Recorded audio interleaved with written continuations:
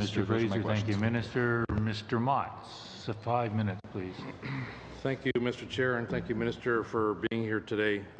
While I applaud, and I think all Canadians will applaud, the concept that gangs and gun violence is a need that we all have to pay attention to and deal with, I have to suggest that, and as I read this bill, it's embarrassingly lacking on anything that addresses gun violence with respect to gangs.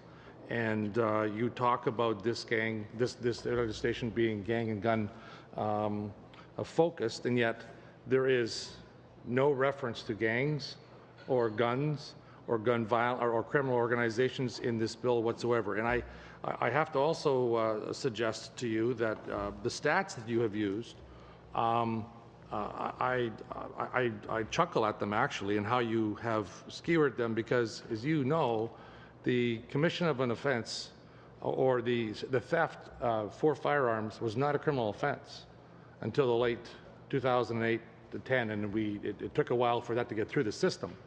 And to suggest that we've had an 800% increase, which suggests that we should have about 1,200, when actually the stats from Stats Canada suggest that we have less than 900 that have been ever prosecuted in the last 7 years.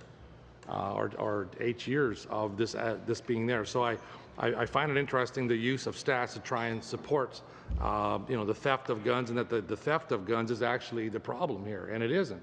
We know that for the organized crime groups, especially in Toronto, it's the straw purchases. So you have a somewhat legitimate gun owner or a PAL owner come in and acquire firearms, a large number of firearms, and then sells them to organized crime, and it's a practice. It's what happens, and we know this happens all the time. And yet,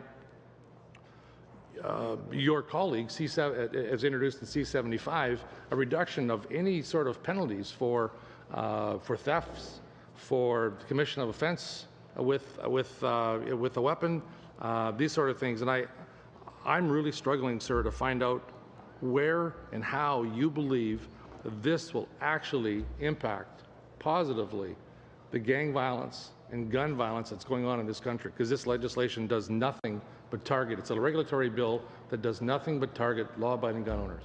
Zero. Well, Mr. Mott, you're entitled to your perspective and your opinion. I respectfully